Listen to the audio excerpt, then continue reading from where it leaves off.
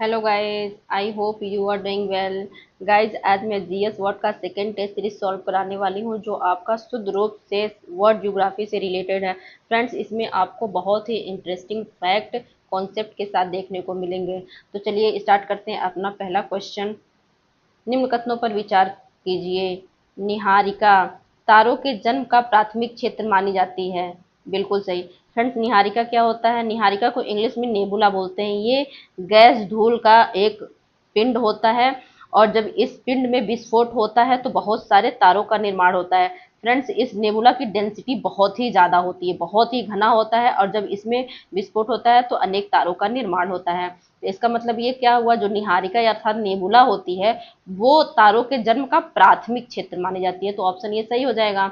लाल दानव अवस्था सूर्य जैसे मध्यम द्रव्यमान तारों में आती है। फ्रेंड्स, हम लोग को मालूम है कि जो तारे होते हैं ये नाभिकीय संलयन की क्रिया से चमकते हैं और जब नाभिकीय संलयन की क्रिया में जो ये प्रोसेस लगातार होता रहता है जिसमें हीलियम का निर्माण होता है और ये प्रोसेस चलते चलते एक समय ऐसा आता है जब ये इसकी एनर्जी खत्म हो जाती है, फ्यूल खत्म हो जाता है। अब ये लगता है कि अब इसकी कुछ समय बाद मृत्यु हो जाएगी, ये डिस्ट्रॉय हो जाएगा।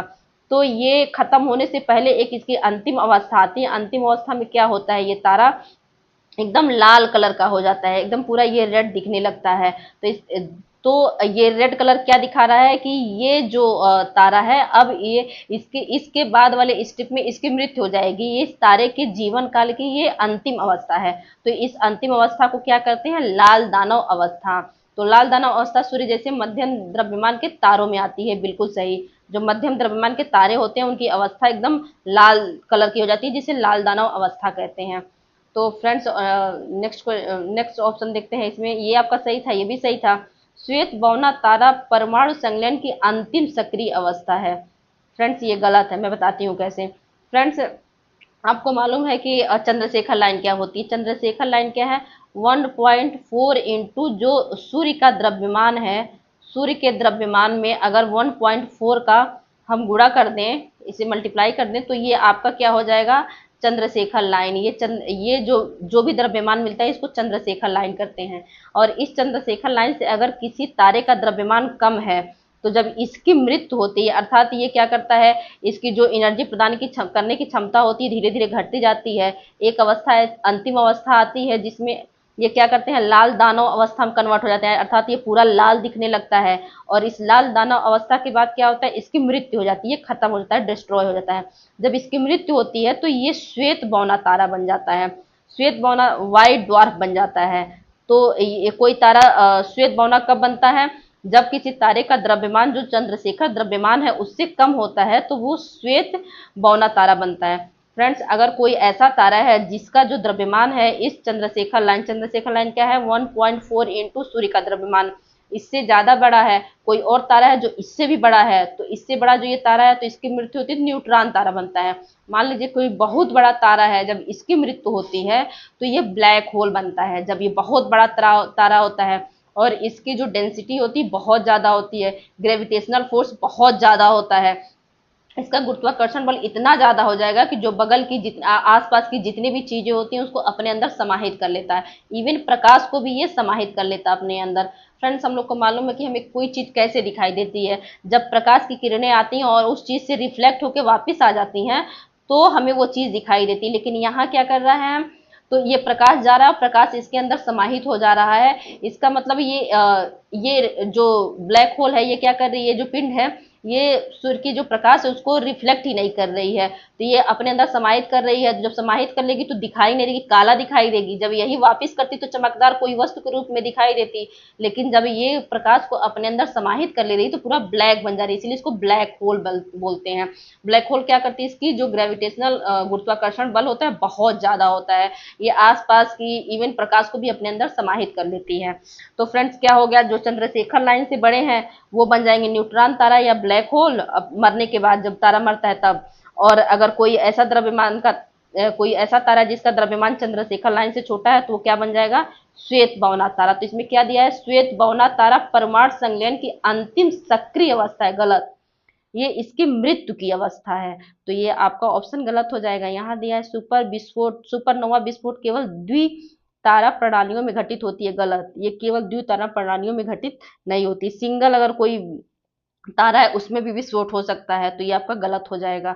तो फिर आपका ऑप्शन कौन सा सही हो जाएगा? 1, 2, ऑप्शन ए सही है। फिर नेक्स्ट क्वेश्चन देखते हैं। ये आपका मिलान वाला क्वेश्चन है, देख लेते हैं। पल्सर क्या है? एक चमकीला तारा है जो तीव्र रेडियो स्पंदन करता है, एकदम सही।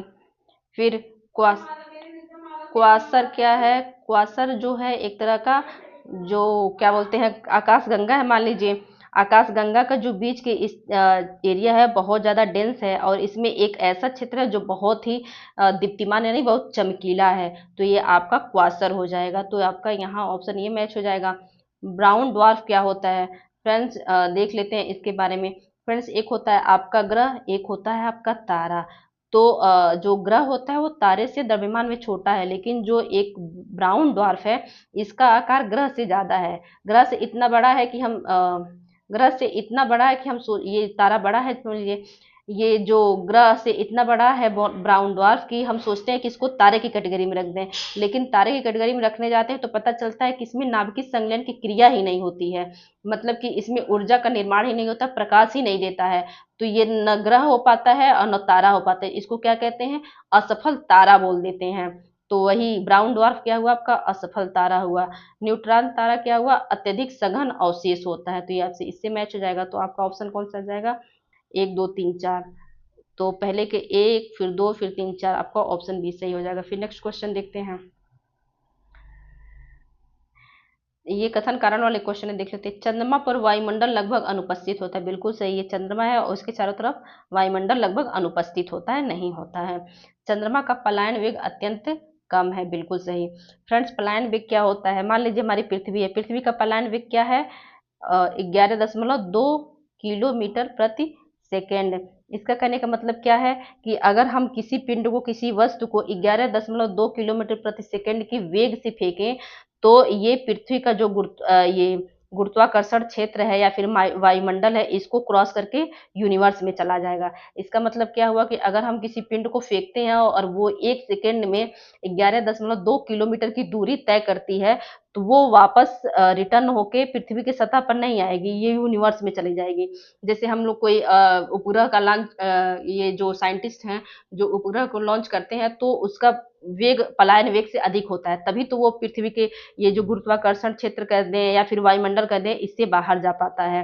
तो तो इसी प्रकार जो चंद्रमा है, चंद्रमा का पलायन वेग बहुत ही कम है। अगर मतलब इसका मतलब क्या हुआ कि हम लोग कुछ साधारण एकदम बहुत कम वेग से भी अगर कोई चीज को फेंकते हैं, तो इसका जो एक गुरुत्वाकर्षण एरिया है उसको क्रॉस करके बाहर चला जाएगा। और इसका चंद्रमा पे जो वायुमंडल नहीं होता है, इसका न होने का एक और कारण है। क्या? क्योंकि जो चंद्रमा है, चंद्रमा का जो गुरुत्वाकर्षण बल है वो पृथ्वी का 1/6 है। तो इसका मतलब ये है कि जो चंद्रमा का गुरुत्वाकर्षण बल है वो पृथ्वी के गुरुत्वाकर्षण बल से बहुत ही कम है। तो अगर हम कोई वस्तु फेंकते हैं पृथ्वी पे, तो गुरुत्वाकर्षण बल के कारण वापस सतह पर चली आती है। लेकिन जब यहाँ चंद्रमा का गुरुत्वाकर्षण बल ही बहुत कम है, तो हम कोई वस्तु फेंकेंगे तो वो क्यों नीचे आएगी? जब नीचे कब आती है? जब उसको क्या करते हैं, जब गुरुत्वाकर्षण बल अधिक होता। जब गुरुत्वाकर्षण बल ही कम है तो कोई वस्तु नीचे क्यों गिरेगी? वो तो बाहर बाहर ही चली जाएगी। तो इसीलिए जब चंद्रमा का गुरुत्वाकर्षण बल कम है, इसीलिए कोई धूल पिंड वो कुछ भी गैस वैस कोई यहाँ रहता नहीं है, टिकता नहीं है। तो इसलिए चंद्रमा पे वायुमंडल नहीं पाए जाते। तो चंद्रमा पे वायुमंडल क्यों नहीं पाया जाता? एक तो उसका क्या बोलते हैं कि पलायन वेग बहुत कम है, दूसरा उसका गुरुत्वाकर्षण वेग बहुत कम है, तीसरा यहाँ पे चुंबकीय क्षेत्र भी नहीं पाया जाता है। लेकिन यहाँ पे केवल पलायन वेग ही दिया है कि पलायन वेग बहुत कम है, लेकिन और भी कारण है, जैसे कि चुंबकीय क्षेत्र नहीं है, जैसे कि गुरुत्वाकर्षण बल नहीं है। तो तब भी ये व्याख्या एक ही रूप में बहुत कंप्लीट व्याख्या तो नहीं करता है, लेकिन एक तरह देखें तो पार्शियल व्याख्या करता है, मतलब आंशिक रूप से इसकी व्याख्या करता है। तो ऑप्शन हम ये सही मान सकते हैं। ए और आर दोनों सही है, ए और आर दोनों सही है, तथा आर ए की सही व्याख्या, आर ए सही की यह तो नहीं दे दिया है, आर ए की सही व्याख्या करता है, व्याख्या करता है। तो ऑप्शन बी सही हो जाएगा। फिर नेक्स्ट क्वेश्चन देखते हैं। ये दिया है, निम्न में से किस ग्रह का घूर्णन दिशा अधिकांश ग्रहों के विपरीत है? फ्रेंड्स हम लोग को मालूम है कि ये आपका सूर्य है, सूर्य के बाद ये बहुत सारे ग्रह इसका चक्कर लगाते हैं। तो यहाँ पे आपका बुध हो जाएगा, फिर शुक्र हो जाएगा, फिर पृथ्वी हो जाएगी, फिर आपका मंगल हो जाएगा, फिर आपका एस्ट्रॉयड बेल्ट यहाँ आता है, फिर आपका यहाँ बृहस्पति हो जाएगा, शनि हो जाएगा, अरुण वरुण ऐसे हो जाएंगे। तो जितने भी ग्रह हैं मैक्सिमम आपका ये क्या करते हैं, पृथ्वी का चक्कर तो लगाते हैं और अपने जगह पे ऐसे घूमते भी हैं, रोटेट भी करते हैं। तो जो जितने जब ये रोटेट करते हैं, घूर्ण, इसी को घूर्णन गति कहते हैं, तो अपने अक्ष पे घूर्णन करते हैं। तो ये अधिकांश जो ग्रह हैं पश्चिम, ये पश्चिम से पूर्व की ओर घूमते हैं, एंटी क्लॉकवाइज घूमते हैं अधिकांश ग्रह। लेकिन जो ये शुक्र है, बुध के बाद शुक्र आता है, शुक्र है इसके जो घूर्णन करने की दिशा है, ये सूर्य का चक्कर भी लगाता है, ऐसे सूर्य का चक्कर भी लगाएगा, लेकिन ये ऐसे न जाके ऐसे घूमता है। ये जो शुक्र ग्रह है ये आपका इसी पलायन में ऐसे इसका परिक्रमा भी करता है, और ये पश्चिम से पूर्व की ओर न घूमकर पूर्व से पश्चिम की ओर घूमता है, ऐसे घूमता है ये, ऐसे। मतलब ये जो शुक्र है ये क्या करेगा, पूर्व पूर्व से पश्चिम की ओर घूमेगा, उल्टा घूमेगा। और सारे ग्रह कैसे होते हैं, ये पश्चिम से पूर्व की ओर घूमते हैं, समझ रहे हैं। यानी जो शुक्र ग्रह है ये आपका क्या करता है, पूर्व से पश्चिम की ओर घूमता है, ये घूमता है आपका क्लॉकवाइज। और जितने रेस्ट ऑफ द ग्रह हैं वो क्या करते हैं आपके, ये पश्चिम से पूर्व, यानी ये एंटी क्लॉकवाइज घूमते हैं। ये आपका क्लॉकवाइज हो जाएगा और ये आपका एंटी क्लॉकवाइज हो जाएगा। तो ये आपका शुक्र है, जो शुक्र ग्रह है वही सबसे अलग घूमता है आपका। यहाँ पे ये बृहस्पति शनि अरुण जो आता है, अरुण भी उल्टा घूमता है, तो अरुण ऑप्शन में नहीं है, शुक्र ही है। तो आपका ऑप्शन कौन सा सही हो जाएगा, शुक्र सही हो जाएगा। जो शुक्र है वो क्या करता है, सूर्य के चारों ओर परिक्रमा तो करता है, लेकिन इसकी परिक्रमा के करने की गति पूर्व से पश्चिम की ओर होती है, ये क्लॉकवाइज होता है। ये आपका ऑप्शन सही हो जाएगा। और इसके विषय में एक और इंटरेस्टिंग फैक्ट है कि एक होता है आपका दिन, एक होता है वर्ष। जो शुक्र ऐसा ग्रह है कि जिसका एक दिन उसके एक वर्ष से अधिक होता है।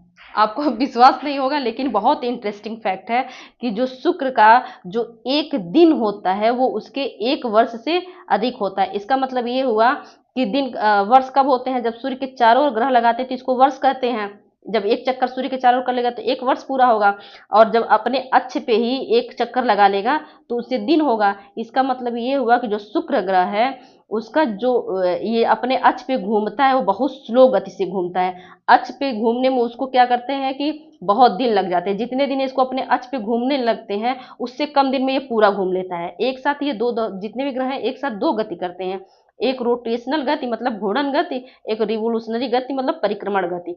तो इसका मतलब ये हुआ शुक्र ग्रह जो है ये क्या करता है, अपनी जो घूर्णन गति है वो बहुत स्लो स्पीड में करता है, और इसकी तुलना में जो ये परिक्रमण गति है बहुत तेज करता है। इसीलिए इसका जो एक रोटेशन कंप्लीट होने में जितना टाइम लगता है उससे कम टाइम में ये परिक्रमण गति कर लेता है। तो शुक्र का जो होता है एक दिन उसके एक वर्ष से अधिक होता है। ये भी इंटरेस्टिंग फैक्ट है। फिर नेक्स्ट क्वेश्चन देख लेते हैं।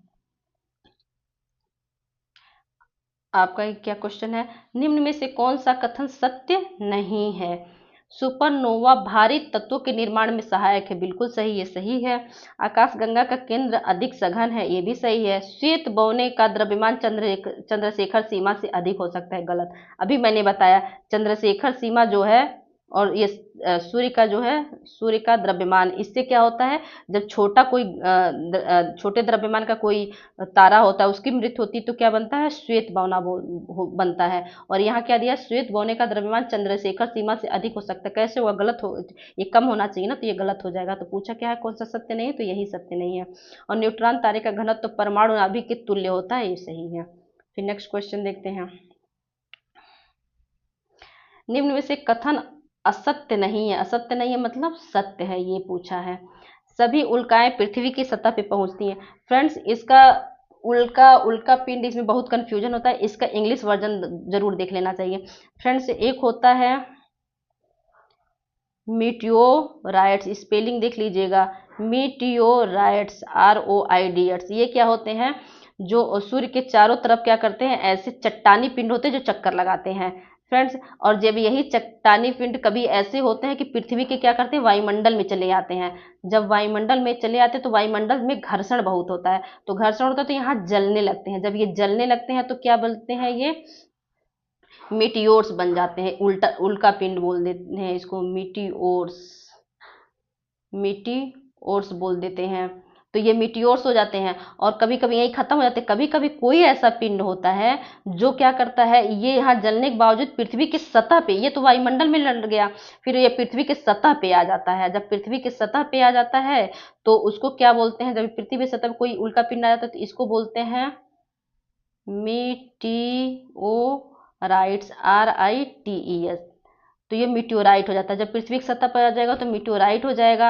अब वायुमंडल में जब घर्षण से जल जाएगा तो मीटियोर्स हो जाएगा। ऐसे वायुमंडल में रहेगा चक्कर लगा था, मीटियोराइट्स, ROIDS हो जाएगा।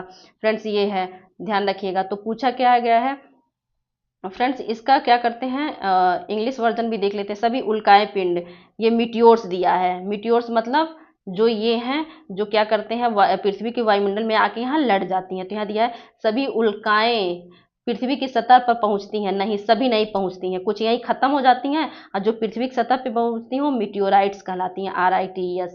तो ये आपकी गलत हो जाएगा।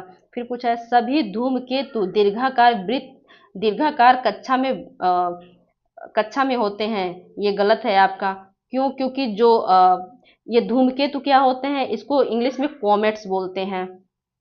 कॉमेट, जिसको हम लोग पुच्छल तारा भी कहते हैं। मान लीजिए ये सूर्य है और ये पुच्छल तारा या धूमकेतु जो होते हैं इनको कॉमेट्स बोलते हैं। कॉमेट्स क्या करते हैं, जब चक्कर लगाते हैं तो ऐसे ये क्या करते हैं, ये जो आइस के गोले मतलब बर्फ होते हैं, बर्फ, धूल, कण, गैस के ये पिंड होते हैं और क्या करते हैं, ये सूर्य का चक्कर लगाते हैं। जब सूर्य का चक्कर लगाते हैं तो कभी कभी जब ये सूर्य के पास आते हैं तो थोड़ा सा तापमान बढ़ जाता है, तो ये क्या करते हैं, थोड़े पिघलने लगते हैं। और जब ये पिघलने लगते हैं पूरे, तो ये जब कंप्लीट पिघल जाते हैं, पास आ जाते हैं, तो जो ये क्या बोलते हैं कि जो आइस है, बर्फ, वो पिघल जाएगा तो इसमें क्या बचेगा, धूल, कण जो है, चट्टानी गैस बचेंगे। तो यहाँ पे जब सूर्य के प्रकाश आता है तो क्या करते हैं, ये जो गैस, धूल, कण जो भी है तो वो प्रकाश को रिफ्लेक्ट करते हैं तो चमकने लगते हैं। ये भी क्वेश्चन पूछा जाता है कि धूमकेतु जो होते हैं या फिर कॉमेट्स वो चमकते क्यों हैं। तो क्योंकि जो आइस का गोला है, जो आइस का गोला है, इस गोले में क्या क्या होता है, धूल, कण, गैस, और तो इसको क्या कहते हैं, डर्टी डर्टी आइस बॉल भी बोलते हैं। डर्टी आइस बॉल या फिर गंदे बर्फ के गोले बोलते हैं इसको। ये भी क्वेश्चन पूछा हुआ है, डर्टी आइस बॉल या फिर गंदे बर्फ के गोले ये होते हैं। तो ये क्या करते हैं, जब ये सूर्य के पास आ जाते हैं तो जब बर्फ पिघल जाता है तो सूर्य के प्रकाश को परावर्तित करने लगते हैं तो ये चमकने लगते हैं। तो ये हो गया। फिर ये भी पूछा जाता है कि ये इसका पूछ क्या करते हैं, ये हमेशा सूर्य के विपरीत क्यों होता है। मान लीजिए सूर्य है, अब ऐसे पिछले तारे चक्कर लगा रहे हैं तो ये जो पूछ होता है हमेशा पीछे की तरफ होता है। और फ्रेंड्स ये पूछ क्यों होता है, क्योंकि सूर्य से क्या करते हैं, सोलर फ्लेयर्स निकलते हैं।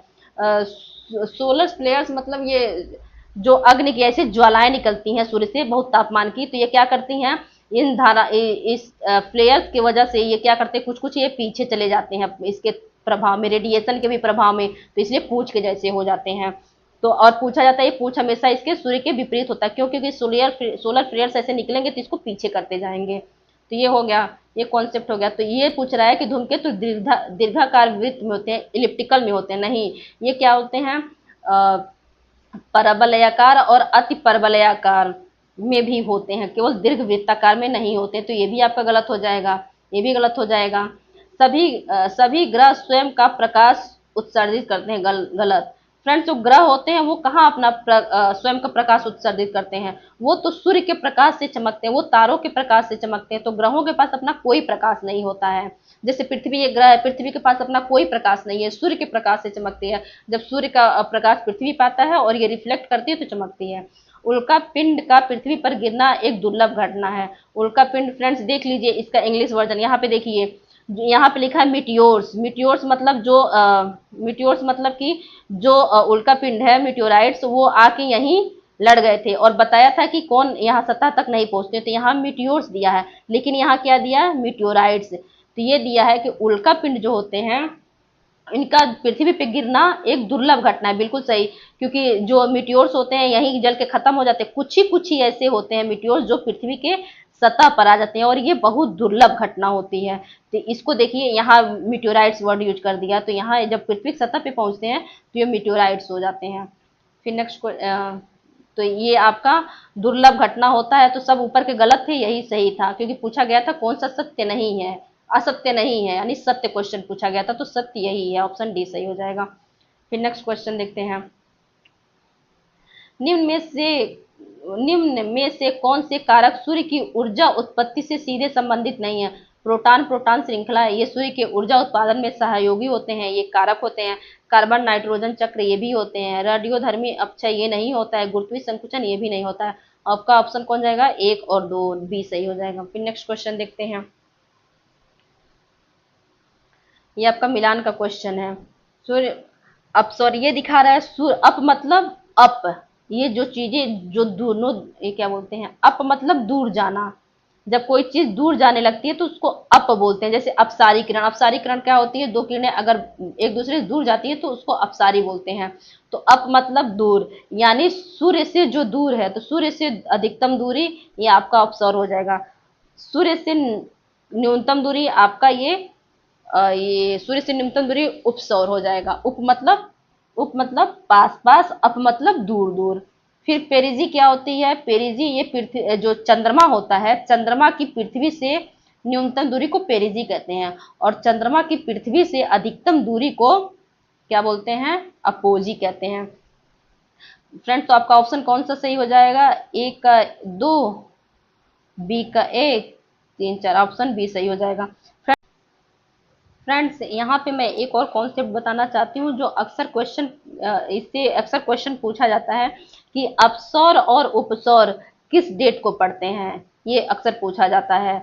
तो ये आपका अपसौर जो पड़ता है वो 4 जुलाई को पड़ता है, और जो उपसौर है ये 3 जनवरी को पड़ता है। यहाँ आपको कुछ कॉन्ट्रडिक्टरी लग रहा होगा, क्यों? क्योंकि जो अपसौर है, अपसौर में क्या करते हैं, ये जो पृथ्वी है और ये जो सूर्य बहुत दूर दूर चले जाते हैं, और जब दूर चले जाएंगे तो सूर्य का जो प्रकाश है वो पृथ्वी तक आने में बहुत टाइम लगेगा, तो इस हिसाब से ये ठंडी में पड़ना चाहिए, जनवरी में पड़ना चाहिए। लेकिन मैं बता रही हूँ कि ये जुलाई में पड़ता है। क्यों? क्योंकि जो ये पृथ्वी और सूर्य, जो पृथ्वी और सूर्य बहुत दूर दूर होते हैं। लेकिन फ्रेंड्स, ध्यान देने की बात यह है कि जुलाई में क्या होता है, ये अपसौर की जो घटना होती है जुलाई में होती है। ये जुलाई, जो ये हमारा पृथ्वी है, ये आपका उत्तरी गोलार्ध है, ये दक्षिणी गोलार्ध है। तो जुलाई में सूर्य कहाँ होता है? उत्तरी गोलार्ध में होता है। और जब उत्तरी गोलार्ध में होता है तो उत्तरी गोलार्ध में स्थल ज्यादा है और दक्षिण गोलार्ध में जल ज्यादा है। जब उत्तरी गोलार्ध में क्या होता है, सूर्य और पृथ्वी बहुत दूर होते हैं, फिर भी जो सूर्य की किरणें जो होती हैं वो बहुत कम मात्रा में पृथ्वी पर आती तो हैं, दूरी है तो आने में थोड़ा टाइम लगेगा, कम पहुंचेंगी, लेकिन कम आती हैं, लेट से भी आती हैं, तब भी ये क्या करती हैं, कम मात्रा में जो सूर्य की किरणें होती हैं वो भी पृथ्वी को बहुत गर्म कर देती हैं। क्यों? क्योंकि ये उत्तरी गोलार्ध में होता है, और उत्तरी गोलार्ध में जो स्थल होते हैं, स्थल जल की अपेक्षा बहुत तेजी से गर्म हो जाते हैं।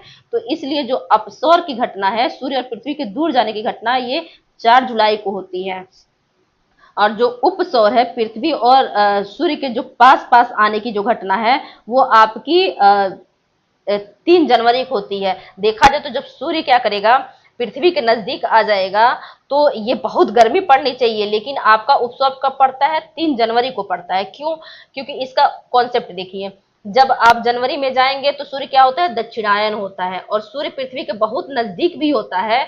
तो जो सूर्य की जो किरणें होती हैं सीधे कहाँ आती हैं? जो दक्षिण गोलार्ध में जो समुद्र है, दक्षिणी गोलार्ध में सागर बहु जाता है, तो जो सागर होते हैं, जो समुद्र होते हैं, वो स्थल की अपेक्षा बहुत धीरे गर्म होते हैं। तो जो सूर्य की किरणें आती है, बहुत जो सूर्य होता है पृथ्वी के बहुत नजदीक होता है, और सूर्य की किरणें बहुत तेजी से आती हैं पृथ्वी पे, लेकिन ये पड़ती कहाँ है? जलीय क्षेत्र में। और जो जल होता है बहुत विशाल एरिया में, जो दक्षिणी गोलार्ध में जल है, उसको गर्म होने में बहुत टाइम लगता है। गर्म होते होते ये होते होते टाइम लेता लेता है, तब तक सूर्य क्या होता है? उत्तरायण हो जाता है।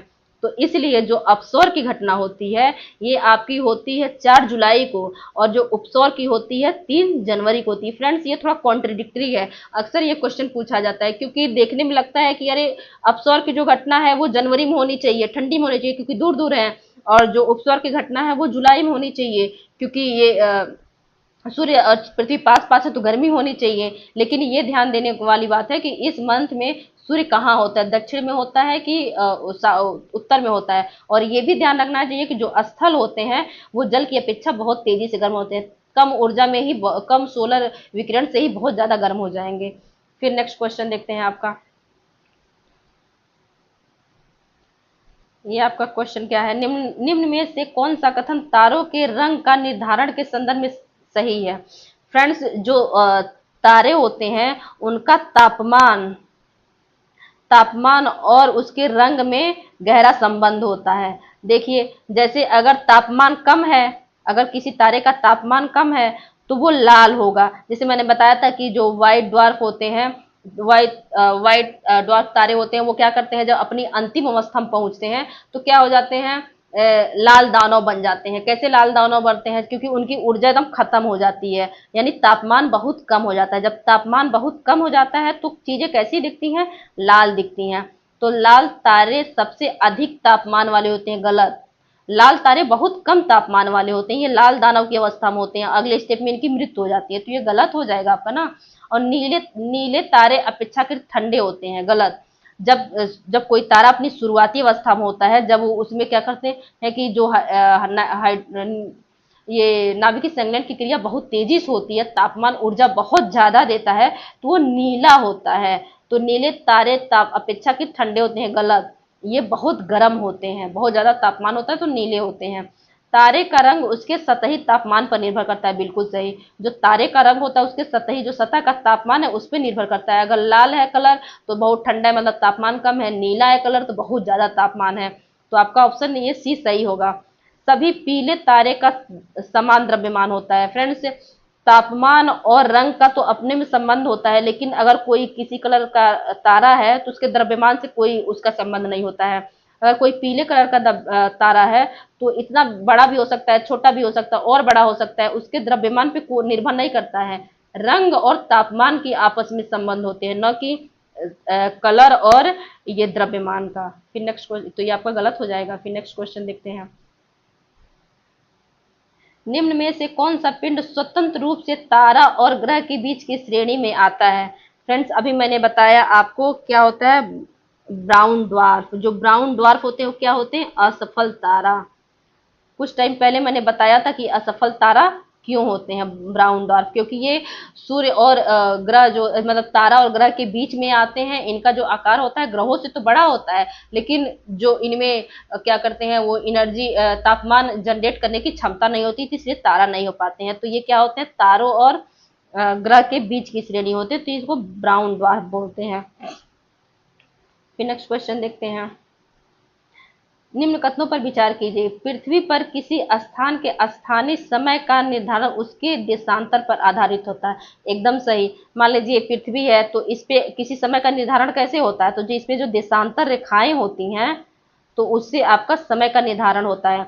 जो 0 डिग्री की जो मध्याह्न रेखा है वो आपके लंदन की ग्रीनविच से गुजरती है। जो लंदन है वहां उसके ग्रीनविच से गुजरती है, तो इसको 0 डिग्री की देशांतर मानते हैं और यहीं से समय का निर्धारण किया जाता है। तो ये बिल्कुल सही है। समान देशांतर पर स्थित सभी स्थानों का स्थानीय समय समान होता है, बिल्कुल सही। ये पृथ्वी है मान लीजिए, और पृथ्वी का जो ये देशांतर है, तो एक एक स्थान यहाँ है, एक स्थान मान लीजिए कि यहाँ पे लंदन है, मान लीजिए नीचे पेरिस है, और नीचे मान लीजिए आपका मैड्रिड है, मान लेते हैं। तो अगर ये तीनों स्थान है लेकिन एक ही देशांतर पे स्थित है, तो तीनों का समान क्या होगा, जो तीनों का जो समय होगा वो एक समान होगा। तो समान देशांतर मतलब समान जो देशांतर, एक ही देशांतर पर स्थित सभी स्थानों का स्थानीय समय समान होता है, तो एकदम बिल्कुल सही है। पृथ्वी के पूर्व की ओर जाने पर स्थानीय समय घटता है, गलत। ये आपका गलत दे दिया, क्यों, क्योंकि मान लीजिए ये पृथ्वी है, और पृथ्वी चक्कर कैसे लगाती है आपका, ये पश्चिम से पूर्व की ओर घूर्णन करती है। तो जब पश्चिम से पूर्व की ओर जाते हैं तो समय बढ़ना चाहिए ना, घटेगा कैसे, क्योंकि ये पश्चिम से पूर्व की ओर चक्कर करती है, ऐसे घूर्णन करती है अपने स्थान पे। तो जब हम पश्चिम से पूर्व की ओर जाएंगे, पूर्व की ओर जाने पर स्थानीय समय घटता है, नहीं घटता नहीं है, बढ़ता है। तो ये आपका गलत हो जाएगा। तो ये आपका ये सही था, ये सही था, ये आपका गलत हो गया। फिर चौथा देखते हैं। 1 डिग्री देशांतर के बीच समय का अंतर 4 मिनट होता है, एकदम सही। अब देख लेते हैं ये क्यों, क्योंकि पृथ्वी का जो पूरा एक तरह से चक्कर लगाने का जो एरिया है वो पूरा 360 डिग्री होता है, और पृथ्वी 360 डिग्री कितने समय में घूमती है? 24 मिनट में। जब 24 मिनट में घूमती है तो आपका यहाँ क्या आ जाएगा? 15। तो 1 घंटे में, मतलब ये दिखा लीजिए, 1 घंटे में कितने डिग्री घूमती है? एक, ये समय से मैंने भाग दिया ना, तो ये समय हो जाएगा 1 घंटे, 1 आवर में ये कितनी घूमती है? 15 देशांतर। 15 देशांतर घूमती है। अब हम ये क्या करते हैं कि 1 मिनट, इसको और अच्छे से लिखते हैं। ये 1 घंटे में क्या हो गया? 15 देशांतर घूमती है। अब 1 घंटे को हम लोग 60 मिनट लिख सकते हैं, 60 मिनट हो गया। ये 1 घंटे आवर है, सॉरी डिग्री मैंने लिख दिया। ये 15 देशांतर है, ये 15 देशांतर यहाँ हो गया। फिर अब पूछा जाए कि अब एक देशांतर घूमने में कितना समय लगेगा, तो जब एक देशांतर घूमना होगा तो जो एक देशांतर यहाँ रहेगा तो इसमें हम 15 का भाग दे देंगे, इधर 15 ये नीचे आ जाएगा, तो 15 चौको 60, ये 4 बार जाएगा। मतलब ये हुआ कि एक देशांतर में एक देशांतर के बीच का समय अंतराल कितना हुआ? 4 मिनट, क्योंकि ये समय था, समय को मेंशन किया था। तो ये क्योंकि ये घंटा था, फिर ये मिनट में कन्वर्ट हुआ था, तो कितना हुआ? एक देशांतर के बीच का समय का अंतर कितना हुआ?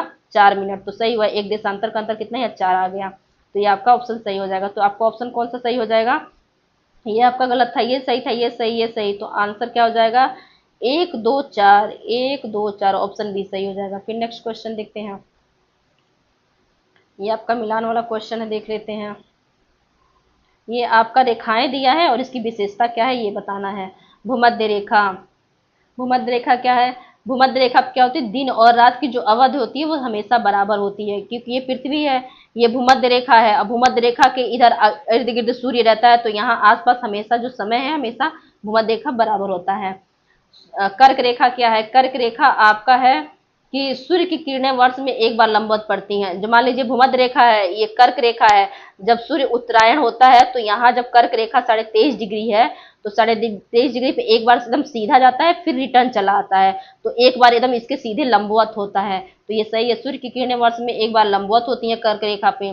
मकर रेखा क्या है? दक्षिण गोलार्ध में ग्रीष्म संक्रांति से संबंधित है। अब ये मकर रेखा आपकी 23.5 डिग्री हो जाएगी, तो जब ये क्या करते हैं, सूर्य इधर आ जाता है तो यहाँ पे क्या करते हैं, ये मकर संक्रांति होती है, ग्रीष्म वाली होती है, क्योंकि सूर्य यहाँ है। जब सूर्य होता है 22 दिसंबर की, तो हम लोग के वहाँ जो मकर संक्रांति मनाई जाती है तो वो ठंडी मनाई जाती है, क्योंकि हम लोग उत्तरी गोलार्ध में यानी कर्क रेखा के पास रहते हैं।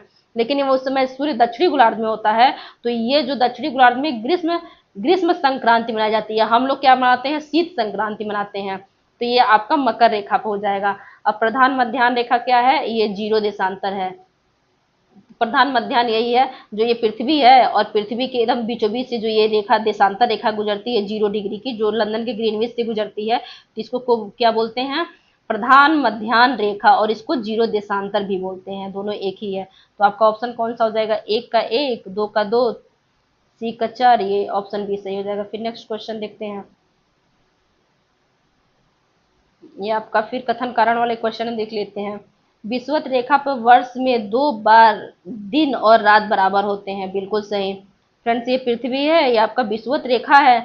फिर अब देख लीजिए कैसे 2 बार वर्ष बराबर, मान लीजिए सूर्य क्या किया, यहाँ से जाना स्टार्ट किया, यहाँ कर्क रेखा पे गया, फिर कर्क रेखा पे एक बार लंबवत हुआ, फिर वहां से रिटर्न आया, तो जब यहाँ रिटर्न आता है तो मान लीजिए कि यहाँ पे सूर्य है, सूर्य कब होता है? यहाँ पे जून में, जून में मान लीजिए सूर्य में हम लोग की कर्क रेखा पे बहुत ज्यादा गर्मी पड़ती है, जून में यहाँ होता है, और जून से जैसे जैसे यहाँ पे आने लगता है सूर्य, तो जब 23 सितंबर आता है तो 23 सितंबर को क्या हो जाता है, यहाँ पे जो दिन होता है, फिर कर्क रेखा सॉरी भूमध्य रेखा सूर्य कब पहुंचता है? 23 सितंबर को। फिर यहाँ चला आता है ये मकर रेखा पे, फिर मकर रेखा से क्या करता है, यहाँ 22 दिसंबर को पहुंचता है, फिर यहाँ से रिटर्न होके जाता है, तो दिसंबर से घटते घटते घटते 21 मार्च, फिर 21 मार्च को यहाँ पहुंचता है। तो यानी भूमध्य रेखा पे सूर्य कब पहुंचता है? एक 23 सितंबर को पहुंचता है, एक 21 मार्च को पहुंचता है। तो इन दोनों तिथियों पे जो दिन और रात दोनों बराबर होते हैं, वही दे रहा है। विषुवत रेखा पे वर्ष में 2 बार दिन रात बराबर होते हैं, तो एकदम सही है। 23 सितंबर को उधर कर्क रेखा से आते वक्त और मकर से रेखा जाते वक्त यहाँ 21 मार्च को क्या करते हैं? 23 सितंबर, ये भी पूछा जाता है कि किन 2 तारीखों को दिन रात बराबर होते हैं, तो 23 सितंबर और 21 मार्च, ये सही है। विषुवत रेखा पर सूर्य की किरणें वर्ष में 2 बार लंबवत पड़ती हैं, बिल्कुल सही है। और भी बहुत सारे कारण हैं यहाँ पे। दिन रात बराबर होने के, एक होता है सूर्य और पृथ्वी की जो स्थिति है, ये भी होता है। फिर पृथ्वी का अपने अक्ष पे झुकाव, ये भी कारण है। तो कई कारणों में से ये एक कारण है कि सूर्य विषुवत रेखा पे सूर्य की किरणें 2 बार लंबवत पड़ती है, ये भी एक कारण है। तो इसकी आंशिक कंप्लीट व्याख्या नहीं तो, लेकिन आंशिक रूप से व्याख्या तो कर रहा है। तो ए आर दोनों सही है तथा आर ए की सही व्याख्या करता है, ऑप्शन ए सही हो जाएगा। फिर नेक्स्ट क्वेश्चन देखते हैं आपका। पृथ्वी पर वह अक्षांश जहां दिन भर दिन और रात का अंतर न्यूनतम रहता है। फ्रेंड्स, दिन और रात का अंतर, दिन में जानते हैं तापमान बहुत अधिक हो जाता है और रात में तापमान थोड़ा गिर जाता है। तो अगर किसी एरिया में तापमान दिन के समय बहुत बढ़ गया और रात के समय बहुत कम हो गया, मान लीजिए दिन के समय 43 डिग्री पहुंच गया और रात के समय आपका 20 डिग्री आ गया, तो इन दोनों के बीच में अंतर बहुत ज्यादा हो गया। लेकिन ये पूछ रहा है कि दिन और रात का अंतर न्यूनतम होना चाहिए, मतलब कम होना चाहिए, मतलब दिन का तापमान ना बहुत ज्यादा हो ना रात का तापमान बहुत ज्यादा हो। तो ये आपका दिन का तापमान थोड़ा मॉडरेट रहे और रात का तापमान मॉडरेट, तो ये आपको पड़ता है भूमध्य रेखा पे। जैसे भूमध्य रेखा पे आप जाएंगे तो यहाँ सूर्य के जो किरणें हैं वो वर्ष भर लंबवत पड़ती हैं। तो यहाँ पे क्या होता है कि दिन का जो तापमान है बहुत ज्यादा होता है, लेकिन बारिश भी होती है तो थोड़ा मॉडरेट हो जाता है। और रात भी बहुत ठंडा नहीं हो पाता है, क्योंकि जो सूर्य की किरणें होती हैं वो दिन में इतना ज्यादा उष्मा दे चुकी रहती हैं कि रात में रेडिएशन की क्रिया से बहुत पृथ्वी ठंडा हो नहीं पाती है। तो इसलिए जो होता है, जो भूमध्य रेखा होता है, यहाँ पे सूर्य की किरणें हमेशा लंबवत पड़ती हैं और दिन रात का जो अंतर है वो बहुत कम होता है। मतलब कि जितना गर्म दिन होता है उसी के आसपास गर्म रात भी होती है, रात और दिन दोनों गर्म होते हैं। देखा जाए तो यहाँ ठंडी पड़ती ही नहीं है भूमध्य रेखा पे। जब भूमध्य रेखा ठंडी नहीं पड़ेगी तो दिन और रात दोनों गर्म होते हैं, तो यहाँ का जो अंतर है वो न्यूनतम होता है। तो ऑप्शन सी सही हो जाएगा। फिर नेक्स्ट क्वेश्चन देखते हैं। निम्न में से कौन सा कथन सत्य नहीं है, मतलब कि असत्य है। प्रधान मध्याह्न रेखा 0 देशांक को कर कहते हैं, बिल्कुल सही। पृथ्वी है और जो बीचों बीच की 0 डिग्री की देशांतर रेखा है इसको प्रधान मध्याह्न रेखा कहते हैं, एकदम सही। सभी देशांतर रेखाएं महान वृत्त होती हैं। फ्रेंड्स, एक यहाँ इधर से एक रेखा आई तो इसके पृथ्वी को उस पार से भी एक रेखा आएगी, फिर इधर से आएगी तो इधर पार भी एक रेखा आएगी। इसका मतलब होगा कि जो पृथ्वी के चारों पृथ्वी पर जो देशांतर रेखाएं होती हैं महान वृत्त होती हैं। मतलब जो इधर से एक रेखा गई तो पृथ्वी के उस पार से भी एक रेखा आई है, इधर से गई है तो इधर से भी एक आई है, तो मतलब ये महान वृत्त होती हैं। दो देशांतरों के बीच की दूरी भूमध्य रेखा पर अधिकतम होती है, ये भी सही। ये कैसे?